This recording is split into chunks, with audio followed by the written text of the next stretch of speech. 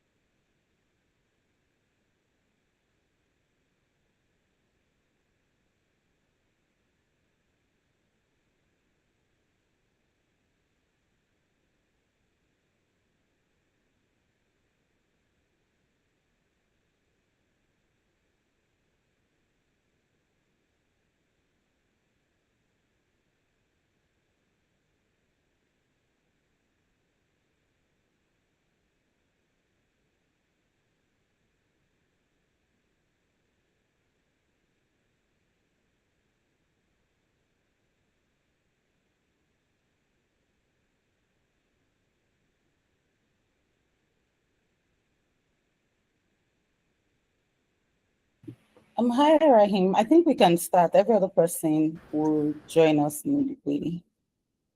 All right, thank you for giving me this opportunity, Josephine. And I'd like to welcome all of you to this session. Can you please confirm if you can see me or you can hear me? So I can hear you, but I can't see you. Okay, I'm seeing you now.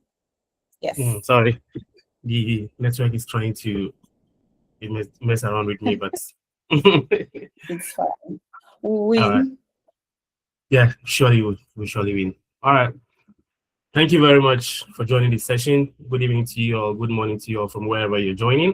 I know I have some colleagues who are joining all the way from China. So that's why I'm saying good morning to some of you. My name is Rahim Brima. I'm a Ghanaian and I'm currently in Nigeria. I'm currently in Ireland. I'm based in Ireland, but currently I'm in Ghana for some holidays. So that's just me. I have twins and I have a baby girl as well. And I'm a supply chain by profession. I've been in that industry for a decade now, and I've transitioned into the project management. So this session is for me to be able to also give you guys some of the soft skills that as a PM, you need to succeed in your current role or the role that you are transitioning into, be it IT, be it data, be it construction, be it healthcare. You need communication skills to be able to succeed.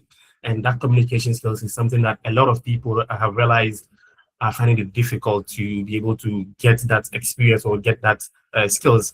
And which is why this session is very important for all of you. And for me to start, I want you to be able to give me your favorite emoji so that I know that I'm not talking to myself, because I want to know that this session is going to be very engaging, and I need all of you to be able to give me your favorite emoji to know that I'm speaking to all of you, and I don't want to be like I'm speaking to myself. So I'll give a minute for all of you to please give me your favorite emoji. Thank you, thank you, thank you, thank you, thank you.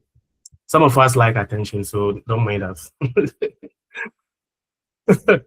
Yeah, all right. Thank you very much, all of you. Well, I know I know I have the room now, so I can start. Well, before I start on every presentation, I try to make sure I give a story about what's going to open the mind or give the audience the ability to understand the presentation. So for me, I'll start by saying that I was working on a project.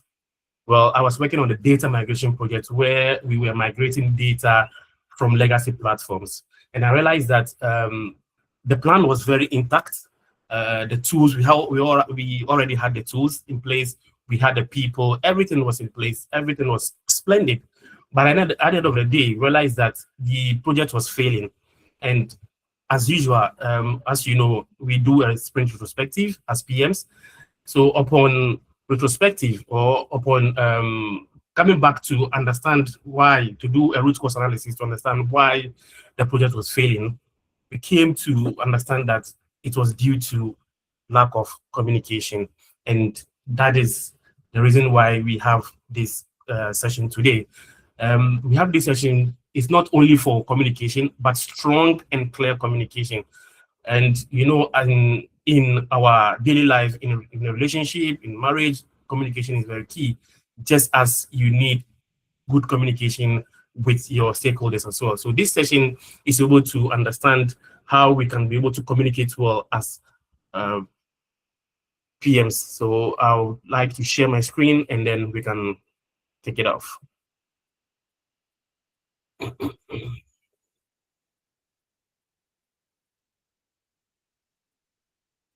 Can you please see my screen? I can't, I only have one PC, so if you can please unmute and just tell me if you can see the screen, please. Yes, we can. Yes. All right, thank you. Yes, we can. Thank you. All right, so for me to start, we have 1 hour for this session. I'll try as much as possible to finish within 30 to 40 minutes, and then we'll give some time for questions and answers. If you have any question, please write it down at the end of the session. We'll be able to, at the end of the session, we'll be able to answer all your questions. And as well, if you realize that or you think your question is related to something that we are talking about and it's urgent, please raise your hand and unmute yourself to talk, because I can't see anyone who raised their hand. So that's just Barry. All right, thank you very much. Well, as you can see, this is a strong and clear communication, the PM's advantage. For you as a PM to be able to stand out, to own the room, to be able to talk with confidence, to be able to speak and be able to talk to people for them to do what you want to do, or for them to proceed with the job that is at stake. You need to be able to communicate clearly, and communication is very important. It's a tool. So project success is rarely a technical failure. It is usually a communication failure. As PMs, we always translate strategy into action, risk, and decision to complexity and clarity. So your message has to be very, very clear. You need one objective per message. You need one owner per action and one deadline per decision. Why are we saying that every stakeholder, every PM needs this? Is because if you are communicating with your team and there's no objective, as you know, as PMs, we have our artifact, that is our project charter and project scope, where we need an objective. So if you are communicating with your team and you don't have a clear objective of the message, obviously I know most of the teams will not understand what you are talking about.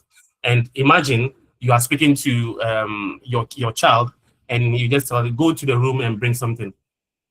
Obviously, it's just vague. Your child will not be able to understand what he or she has to go and bring. So you have the message has to be clear and objective. And as well, you need one owner per action. You are working with a team. Sorry. You are working with a team, and you need to align people with their actions. So you need your RACI metrics. You need to understand. You need to give clarity, and you need to give owners. You need to give people ownership to be able to take ownership and work on their deliverables. And then every decision needs a deadline. So obviously, as you know, as PMs, we are working on deadlines. So if you are communicating with your stakeholders, obviously you need to give them the deadline on their deliverables. As well, if you are going to communicate with your stakeholders, you need to tailor your communication to your audience. You can't, you are speaking to CFOs, you are speaking to developers, you are speaking to vendors, you are speaking to sponsors. You can't communicate all these stakeholders with the same tone or with the same kind of presentation that you go with them. So executives, they are expecting outcomes, risk, and decisions. Your sponsors are looking for value, timeline, and funding. Your team are mostly looking for scope, dependencies, and blockers. And then your vendors are looking for deliverables, acceptance, and acceptance criteria. So this is very important tool. This is important for every PM to be able to tailor its communication or its presentation to the audience that he or she is going to speak to. Example, as before we had this session, there was a poll that we need to be able to, we need to fill this poll to understand where our pain point is as PMs in terms of communication. And most of us were able to fill the poll. Someone was saying that unclear decisions or clear messages. Some were able to say that they are finding it difficult to speak in public, and so because of that, I was able to tailor this presentation based on the poll that was put on the group chat. So as a PM, you need to be able to understand your stakeholders, tailor your presentation or tailor the communication based on the stakeholders or the audience that you are going to speak to, and that will give you an advantage to be able to excel in the presentation that you are going to. So, but if you are going to present or if you are going to communicate with your team and you are not tailoring your communication based on the team or based on the stakeholders that are going to speak to, it's your I'll tell you that honestly, you are going to fail. Excuse me to say, but you are going to fail because executives are expecting outcomes and you are giving them scope, dependencies, and blockers. What are they going to do with it? They are not going to do anything with it. So as PMs, our communication must be clear. Tailor your communication based on the audience that you are speaking to, and you succeed. Just last week, we were told that there was one person during our cohort was very brilliant, had this job, and then within 3 months, he failed the job. Why? Because of communication.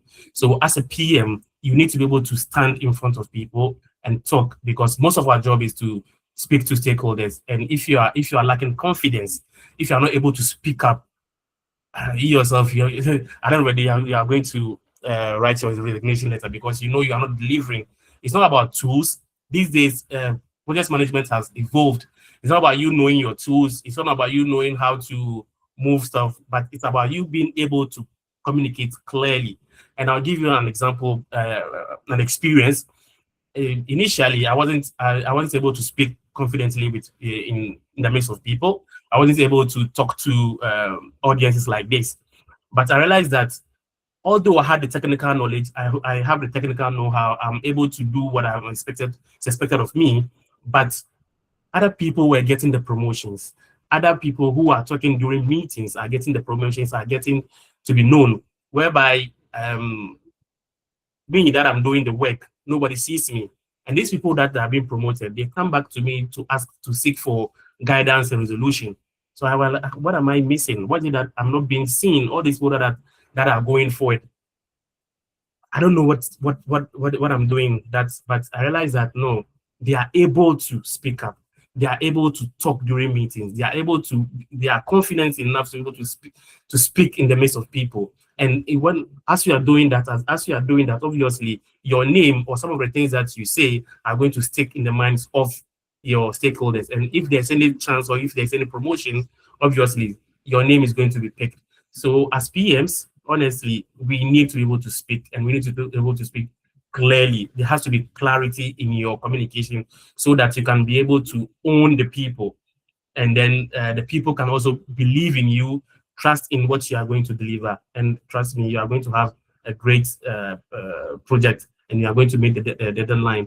So before you communicate with your stakeholders, you need to structure the way you think or the way you are going to present. That is who is impacted. So if you are going to speak to the stakeholders, you need to, as I said earlier on, target them either executives, sponsors, teams, or vendors, and look at who is impacted on this project, why it matters now, what decision or action is required from you as a PM, and when it must happen, and how success is measured. If you are able to understand or structure your thinking or structure the thinking of your team towards this, as PM, you are going to always excel. the tools, you can use one week or 1 month to learn the tools. You can use a lot of things, like you don't have time to get all those knowledge, but there are some little soft skills that as PMs you need to have that will make you excel. And these are some of the things that you as a PM you can use or you can have to be able to excel in your current role or the role that you are transitioning into. So before I move to the next slide, I want to know if anyone has a question before I move. All right, silence means there's no question. So I'll move to the next slide, which is confident meetings and difficult conversations. Well, I think I've touched on that, but I'll speak more on it. So confident in meetings. When you are having a meeting, don't feel shy. Don't say that I'm an introvert. We are all introverts, honestly. We don't like to speak, but when it comes to the matters of you being known, when it comes to the matters of us, your role, because you are people are looking up to you. You are cheering up meetings. You are meeting stakeholders. How can you be an introvert if you are a PM and you can't speak to your stakeholders? Understand? So be confident in meeting, and also in times of difficult conversations, you know that you can be able to excel. And so before you do that, as I said, speak with authority, not to shout, but there has to be clarity in the way you communicate with your stakeholders. There have to be clarity in the way you speak to your team members. There has to be clarity in the way you speak to your executives or top management. You understand?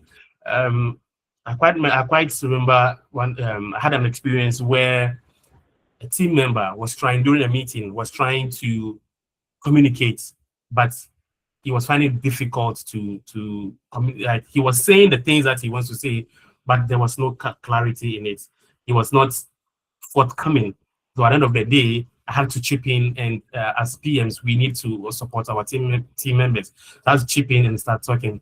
And not before I did that, I seeked the permission from him, so that I don't downplay him. So these are some of the little things that as PMs we need. Speak with authority and talk confidently. Honestly, when you start speaking, people will just be looking at you. Don't be a PM where everybody's expecting something to come from you, and then already when you open your mouth and people are like, is this the person that is going to lead us on this project? Then we are good as this project is not going to succeed. So be able to speak confidently, speak your authority, and as you speak, you realize that as you are speaking, you are communicating well with your stakeholders. And if you speak or if you talk a lot in terms of interviews, you won't find yourself wanting. You will know that you'll be speaking without so and those words but just know how to speak. And I'll advise you to also know to read a lot. That will help you in speaking confidently within meetings or interview. And so before you start any meetings, as usual, as I did, I had to give you a story and then give you the purpose of this presentation.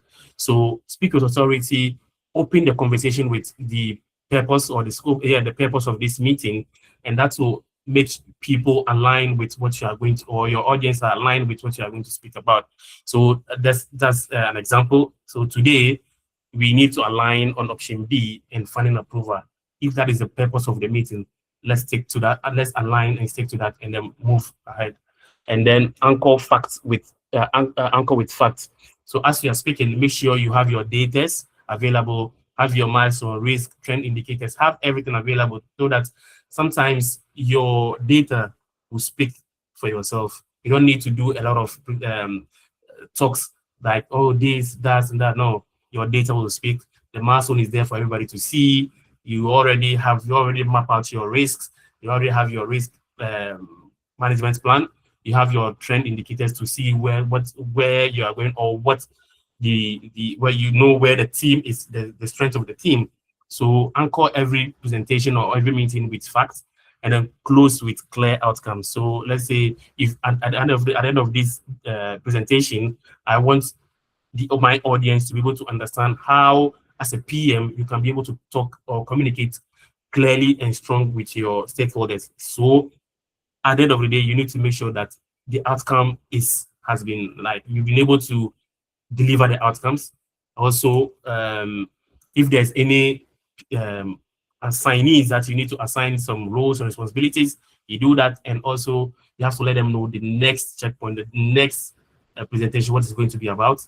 Or after the meeting, if you have your AI, which is going to record most of the summarize the meetings for you, you proceed further with the next plan, the next plan of action after the meeting, and then managing conflict. Before I start, I told you that I transitioned into project management, and sometimes you read and before you even start your work, you understand some of the things that you are going to meet along the line. So I was working on a data migration, as I said earlier on, and the technical team wanted to move ahead with sign off, but the business team raised concerns regarding the data accuracy and also the if the data meets with the standard compliance. So there was a lot of issues on this, and as a PM, I need to move in swiftly to solve this issue. What did I do? I had to meet both teams separately, understood their pain points, and then facilitated a joint session. By this time, I stopped the blame. I didn't go with the blame game. What I did was I aligned both teams and realized that both teams were working in silos, which is not healthy, and it's not going to help. So what I did was I had to make sure they align, and also make sure that the data or whatever the technical team are working on meets the acceptance criteria that the project is all about. So within a week, I realized that we were able to solve this issue. They are working together. Data is now accurate, no issues. They've met the compliance, the standard, and everything. So by just doing that, I realized that everything is working all right. So as a project manager, in as much as you are speaking confidently, you are going out, but you also need to be able to manage conflict, and even conflicts during your presentation, or even conflict during during communication with your team. Obviously, one way or the other, there's going to be conflict. Emotions will arise. You know how to manage all these emotions. Let's say you are communicating, you have a presentation, you're talking to your team, and one member stands up and starts talking or walks out. As a PM, you know how to manage these conflicts during these meetings. The meeting must go on, and then you know what to do next. So you need to also know how to manage emotions during meetings. People will ask you questions. People will ask you things that might raise your emotions. Relax. If you know you are tensed or you are angry, put down, jot some of the points that you want to speak about, and then when it's time for you to speak, you know that you are speaking with facts. You are speaking point by point.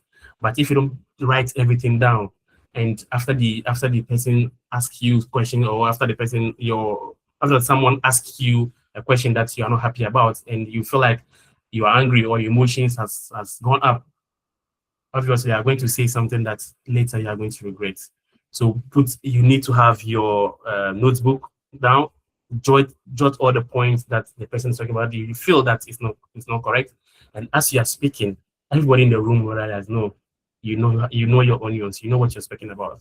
And if people also raise concerns, don't feel like, oh, your concerns are not valid. Oh yeah, I appreciate your concerns, and we'll look into it, or I'll reach out to you so that I can get more clarification, and then we can align all the teams or all the teams together. So don't, even if you're not going to go ahead with the person's idea, just acknowledge the person's concern, and then reframe towards shared outcomes. As well, as you already know, as PMs, we document everything. So document agreement immediately, document every change immediately, and be able to have everything in case there's any issue, or in case something pops up, you know that you have something to back up.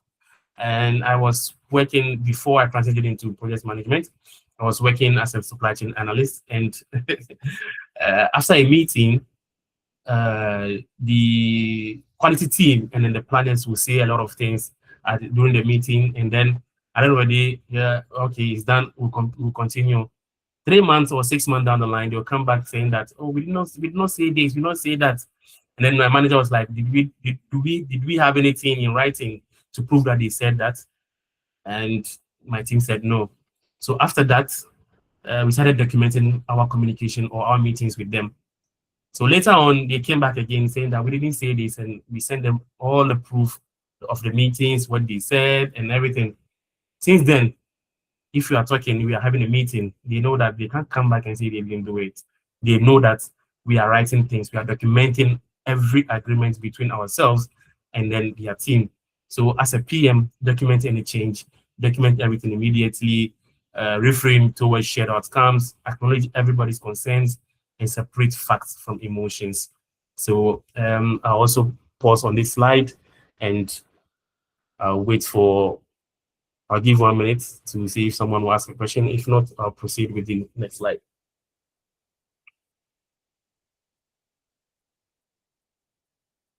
Okay, well, can you please unmute and speak up?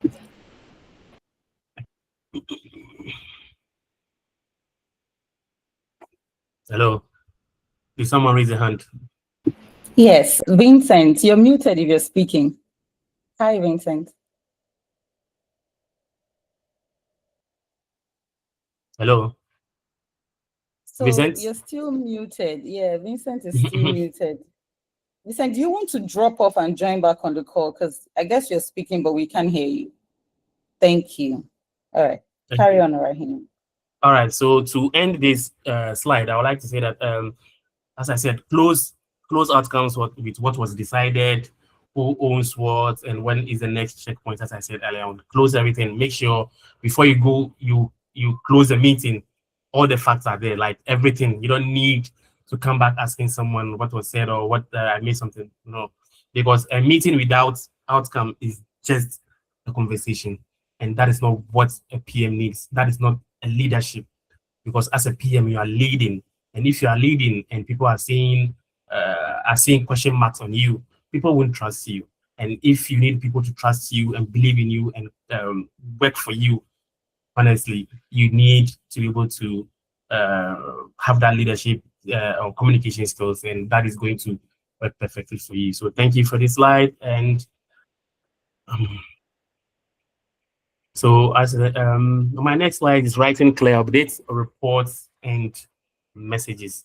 Most people during the poll were saying that my issue is writing clear updates, reports, and messages. So, well, during meetings, people forget, assumptions changes, emails get missed, and then even during social media messages, people miss some things. But when you write everything during the meeting, when you write, it becomes a memory. It becomes a memory, and written artifacts outline meetings. Yeah, they protect decisions, accountability, and institutional memory. Yes, so as I said, it does that. So when you are writing, you lead with the outcome. So you write clear updates. Don't write. Don't write with ambiguity. Let it be. Let the outcomes. Let's show during your updates, writing update. Let it be clear with the outcomes. Use the bullet points out of paragraphs, because if people are reading, the bullet points will give them, like, will make them see what you want to talk about, and then highlight deadlines clearly and prominently. So if there's a deadline, make it highlighted, let people understand, let people know that there's a deadline, and document assumptions, confirm understanding. Yes, so before I start, I ask if you can confirm, if you can see or hear me, or so confirm if people understand what you are writing, confirm if people understand the report that you sent. And I'll tell you that before you proceed with all these things, you should have your team, before you send a message or a report to high management. You must have 1 or 2 people within your team that will be able to realize, okay, yes, what you are sending is going to work for you, because sometimes as humans we don't have we don't have all the knowledge. So yeah, but if you have on this aspect as well, if you have an AI for you, your AI will be able to write your updates clearly, your reports and messages, and also even look at your the next line of action for you. But for you to be able to use AI, you need to be able to have that skills to know that yes, so that if you have been asked, you don't found wanting. So simple update structure. So before you start the status on track, at rate, blocked. So you look at the status of the project before, or status of the reports that you're sending, and then the progress, what moved since last update. So before you send the report, there was a previous report that you sent. So your next report should show movement, should show progress of where we are to where we are now. So the assets and to be need to show progress of your reports, and it has to be clear as well. The writing has to be clear. Don't write too much English. Just make it clear, and then the rest. What could the real delivery decisions needed? What leadership must resolve. So if you need the help of leadership in your reports, or if you need your next line of action, you must state clearly if you those reports to your if you are sending those reports to your higher management. And then, as I said, the next line of action, the owners of your next line of action, and then the dates that you're expecting from it. And also your writing updates, your reports and messages needs to be no noise about it. It has to be, there has to be clarity, and also you need to avoid storytelling in that. Your dashboard for leadership decision making needs to be very clear, no storytelling and noise, because people are looking for all these updates to be able to know where we are. So the status must be simple, predictable, and reliable. And that is it for the writing clear updates, reports, and I don't know. I hope I've not missed anything on this slide. If I do, can you please let me know, or raise up your hand and ask any questions? If not, I'll move on with the next slide.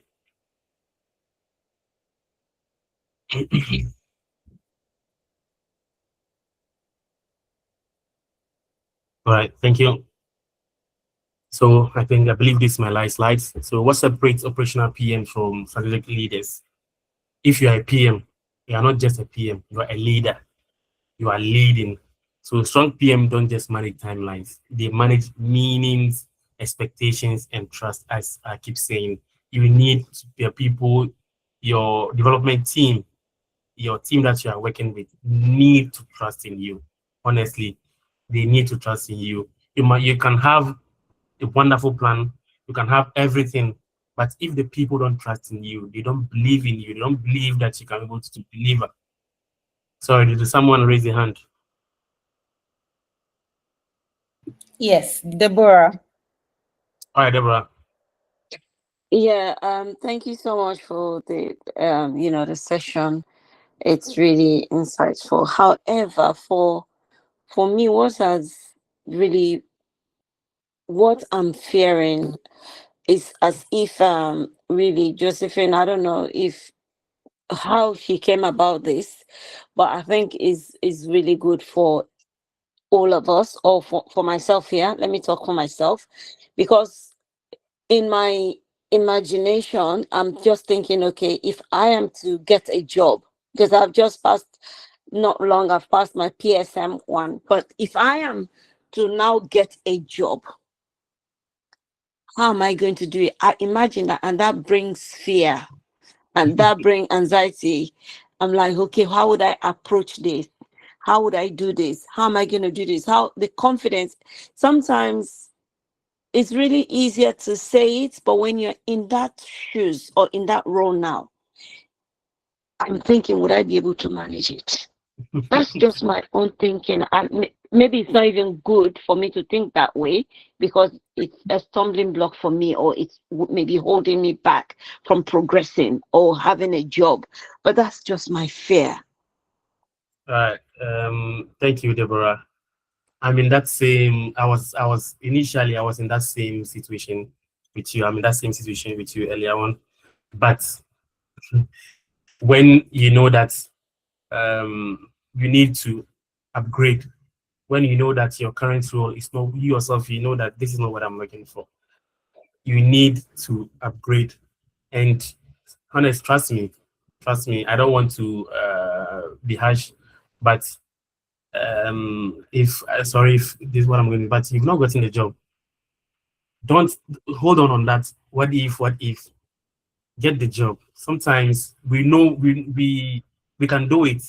Honestly, we can do it. It's just that the anxiety, the fear that we have in us is blocking us from being able to show the qualities that we have in us. Honestly, because from the way you're speaking, I can, or from just the from the way you're speaking, I know that you can speak. You can speak well. Just translate how you speak here to your stakeholders. They are the same. Like, just see them as the same, that like the way you are speaking to us. They just want you to know they just want to know that you're speaking, like you know what you're doing. Speak, and don't be shy. Don't feel like, will I be able to do it? I know sometimes we ask ourselves questions, if am I truly ready for this role? Will I succeed? And that mentality alone, Deborah, is going to stop you from being able to bring out your best, everything that you know, everything that you've learned, that mentality alone. So change that mentality, have that mentality of, I can do it. Have that thing in your head that, well, I see myself in this role, I can be able to have an impact on this role. And if you change that mentality, honestly, you realize that, oh, so this is even simple, and I'm even worrying myself.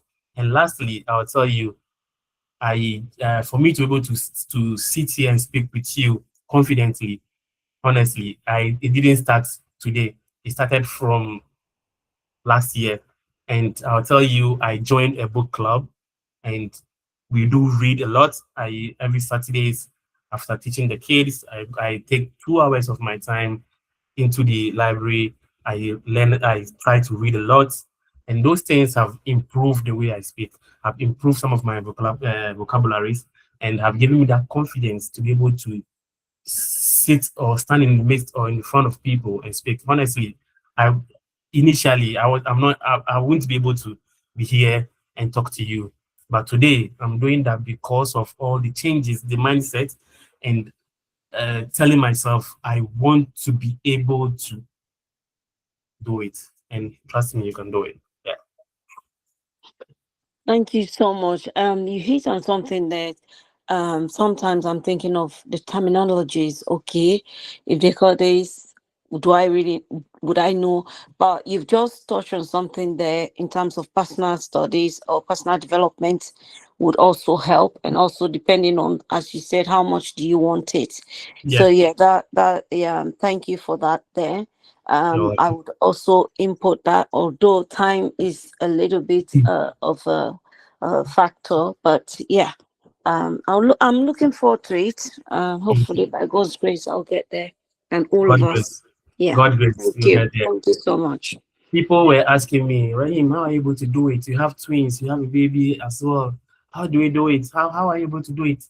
What's your plan? Like, is there anything that you're doing? I keep telling them there's nothing I'm doing. It's just the mindset. I know I want to succeed. I know where I am. It's not where I want to be. I believe in myself. I know that I can be able to be there. And by being there, I need to be, I just can't stand up and be there. I have to be able to upgrade myself and know that, yes, I am there.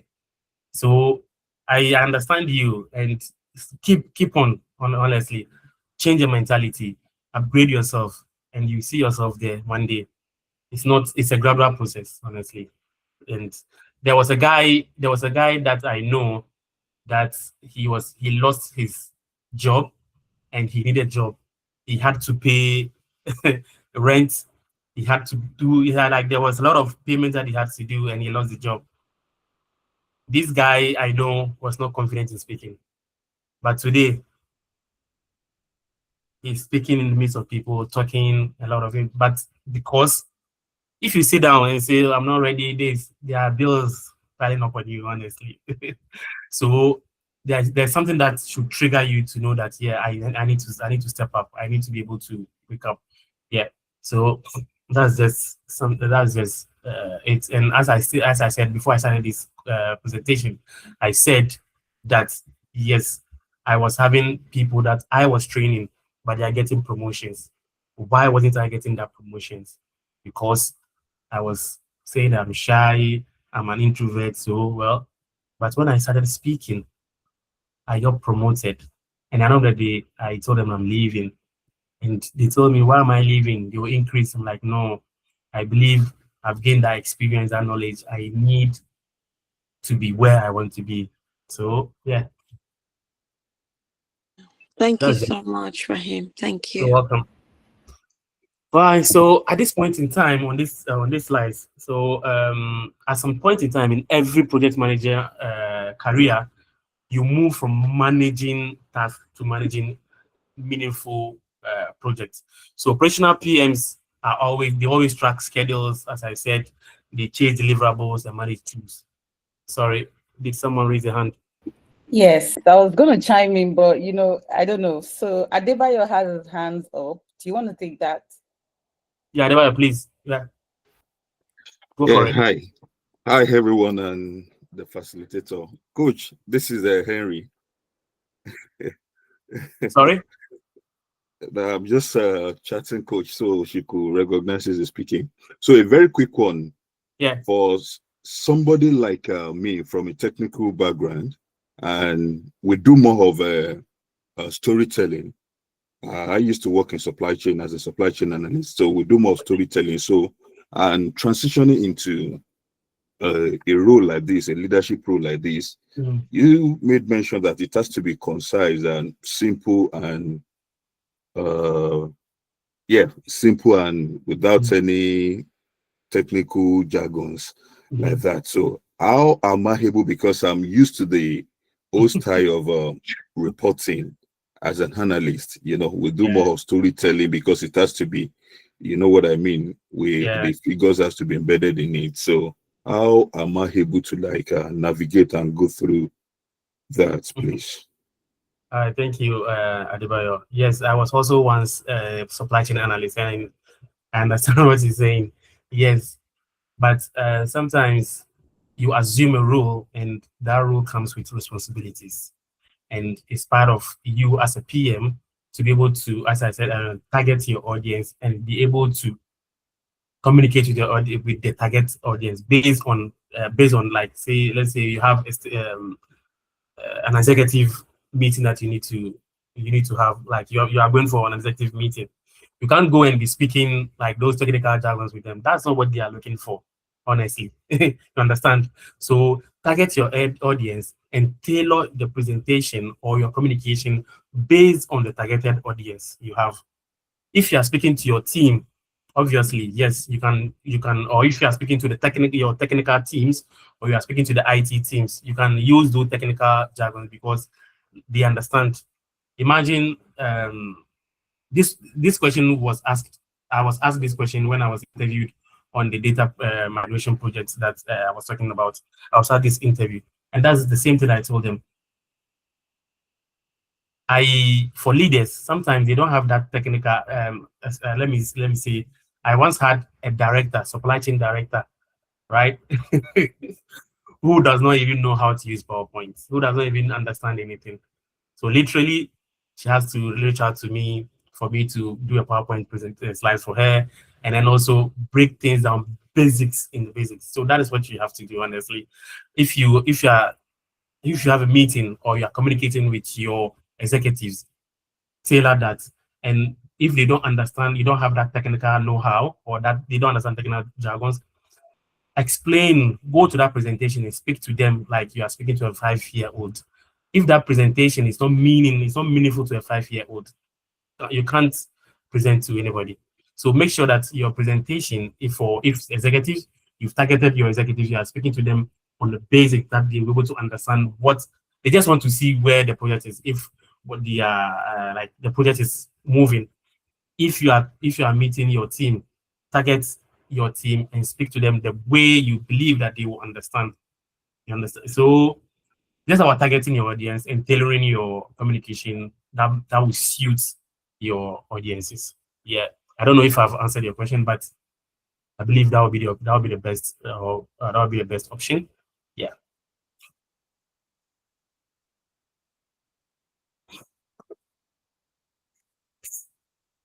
All right. So as I was saying, there are operational PMs and then there are strategic PMs.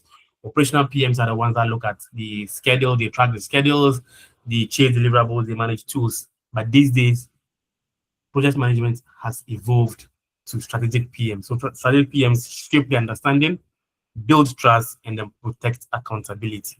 So if you want to be a PM that stands out, move from operational PM to a strategic PM or strategic leader, because as PMs we are leading. So stakeholder clarity, translating complexity into actionable insights for every audience. Yes, I just said it. So instead of going to your stakeholder with a lot of, just translate that complexity into actionable insights for every audience. So target them and then translate what you need to speak to them. So strong communication is not a soft skills; it's a leadership like multiply. You are multiplying your leadership. So confident communication, speak with structure, evidence, decisiveness, and every setting. So if you are speaking, speak with structure, speak with facts, have your data ready, and then be able to communicate clearly with your stakeholders, be it your executive, your team members. Just speak with structure, have your data, and let the other data be your evidence. Let them see whatever you're talking about. And then if you're able to turn disagreement into alignment through practical frameworks, that's also a great advantage for you as a PM. And then you also have to have a written precision, create artifact that protect decision and drive accountability. So write with precision, write clearly, and then be able to make sure that all your documents are available. So these are four. I believe that these are four things as a PM. If you want to move away from operational PM to a strategic leader, you need to communicate with stakeholder with clarity, be confident in your communication, and reduce the reduce that, and that will even make you speak or communicate clearly, resolve conflict. I keep saying every issue every conflict, you need to find something in it that will make you use it as a process improvement. So as I said earlier on, between the technical teams and the business team, that was the yardstick for us these days.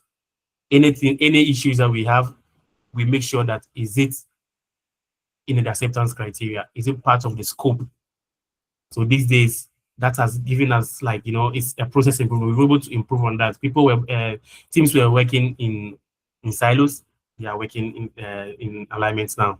So in every conflict, find a way to find a resolution, or find a way to have something that we're going to an opportunity that's going to help the team, and then write confidently, write with precision, write clearly, and document everything. So I'll say I've come to an end on this presentation. I will give some time for questions and answers. Thank you very much. Let me go back to Okay, so I think Florence Ndubisi says, Rahim, can I share some more insights on conflicts management? Yes, please. Thank you. Go for it, Florence. Yeah.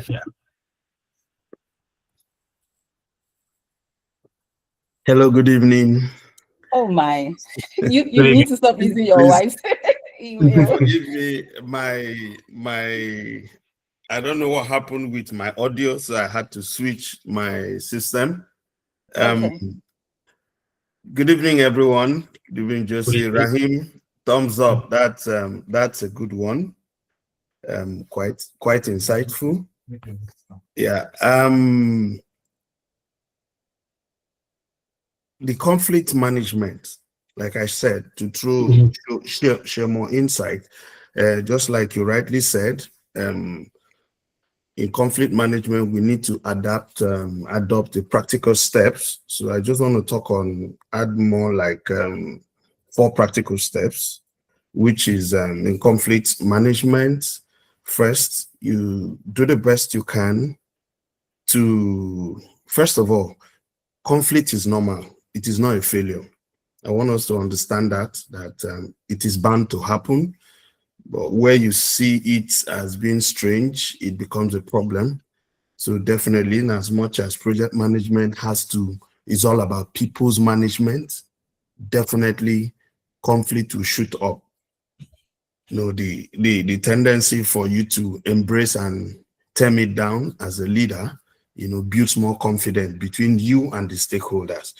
So like I said, I want to talk on like 4 practical steps. First is recognize the nature of the conflict. How do you recognize the nature of the conflict? Try to identify the root cause, document it, just like Rahim said, you know, facilitate a structured discussion, like maybe putting up active listening, clarify the information, define objectives, you know, compare options, seek compromise, and also respect differences. You get, this is you trying to, you know, recognize the nature of the conflict. You know, another aspect I'd like to talk about is try to understand cultural differences. You get, because the way an American would think in your team is different from the way a Nigerian would think. It's different from the way a Tanzanian would think. You get, so you identify this cultural profile. It will help a lot in your communication style, because if you check back in Africa here, we in Africa, our leadership pattern is more of hierarchical. But if you check in America and part of Europe, the communication pattern is, the leadership pattern is more of egalitarian. Do you get? Where when I mean egalitarian, they bring it to the table, even the least person contributes and it's adopted. But here in Africa, it's hierarchical. If I'm a junior staff, I dare not speak when the CEO is on the table. Fear no let you not try it. You get? So understand this cultural difference, the cultural differences, include it in your strategy. It will help you understand better ways to mitigate, you know, and communicate properly to resolve the conflict. You get? And I also want to talk about in project management, in communication and leadership, there's what they call the color insights, where we have the red color, the yellow color, the green color, the blue color. The red, you know, signifies personalities that are direct and factual. The yellow signifies personalities that are open to communication. They are good listeners. You get? The green are the gentle, easy bird. You know, they like to exist between a safe and calm environment. You get? Just like the little innocent shy girl. Sorry, I'm using the girl. You get? And you know, personalities like that, you don't shout at them, you won't get anything. They can't operate. So you need to give them that environment for them to speak up, and they need to be heard. The color blue are for personalities that are data driven with evidence. You can't come and tell a color blue personality that last week this was done. No, you must bring data evidence before they could, you know, try to reason with you. That's for the color insight. Inculcate it during conflict management. It will also help. Lastly, I want to talk about follow-up. In conflict management, follow-up is key. You know, try to create this cultural profile for each of your teams. It will help you in terms of conflict management, facilitate team discussions, and also improve collaboration. This will help to build trust, because at the end of the day, as a project leader, when you're able to manage conflict smoothly, the trust you get from your stakeholders, because when the conflict comes up, your stakeholders will not come. You as a leader, you are the one to answer. You and give them answers to everything that has happened and the solutions you brought to the table. In the absence of that, you are Vincent. functional. Yeah. Hi, Vincent. Sorry, Yeah. apologies. You're really making very important, valuable points. But because of time, I just needed to chime in. Okay. Okay. See, we're going to still dwell on that. You know, we Yeah. had a discussion. So, yeah, we're going to still dwell on that. And I think we may make it like a full class. All right. So let's just say we have less than 5 minutes to wrap up. Okay. And let me use this opportunity to ask everyone, even though I'm going to put it in the group, do you all think this session should be more than 1 hour? Because I'm just thinking that we have a lot going on in our lives. So do you want us to extend, say 1 hour, 30 minutes or 2 hours?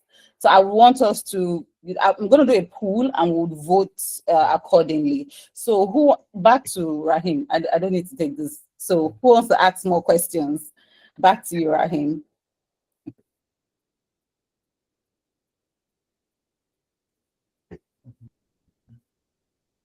PMs, we are waiting for you, please. PMs. Ask You need to questions, please. We You should need to take ask some questions. questions. Yeah. You need to speak up, you know. Your voice needs to be heard, please.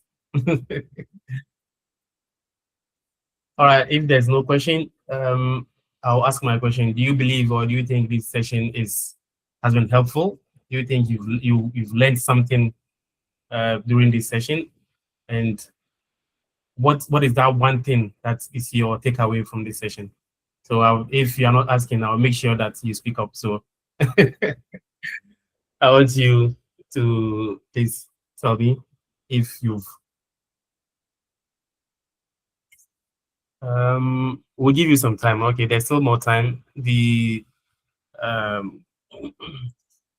session is still open, so I'm sure that 1 hour is not going to cut. So we'll still have some more time. So please ask questions. Please ask questions.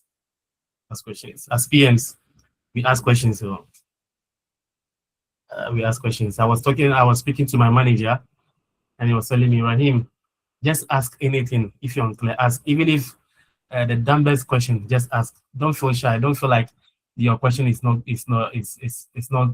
clear, or your question is like I'm not going to just ask, because sometimes we managers, or sometimes we executives, some of the questions that you ask, we pick something from it, we get some knowledge or understanding from it. So just ask, and then we'll try as much as possible to answer you. And yeah, so please ask questions. Don't feel shy. We are PMs. Please talk. You facilitate a lot of sessions. So if you are facilitating sessions and you are quiet, you don't speak up. Example like what Florence said, you are facilitating a conflict resolution between two teams or two people in your team. You can't be quiet. Then how are you going to resolve the conflict? So please speak up. We have to use the Talkman model we were taught.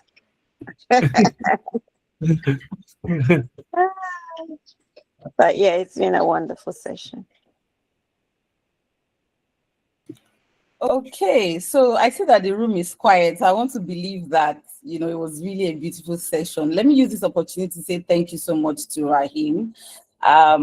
This is very beautiful. I've learned a lot. I had my book and my pen and I was writing down some points. So thank you so much. Thank you for coming through for the community. I really love this. Thank you so much. I appreciate it.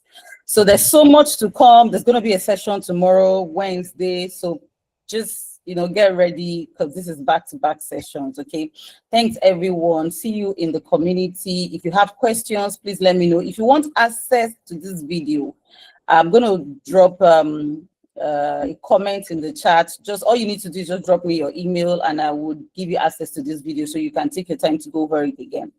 Okay, so thank you so much. There's going to be a session tomorrow. I'm not going to unveil who the person is, but expect that there's a session tomorrow, a session next tomorrow. And the sessions will also include hands-on training. So you would need to join this class at some point with your system, because as you're learning theory, you're going to be learning practical. This is gold. See, let me tell you, these are things that if you wanted to go to any edtech platform, you're going to pay $1,000 or even more for it, and you're getting it free. So the encouragement I want from everyone in the platform is to show up. That's what I want you to do. Show up and just be there to learn as much as possible. So thank you so much. I love you all. And yeah, see you guys. Bye for now. Thank you all. Thank you. Bye. Thank you.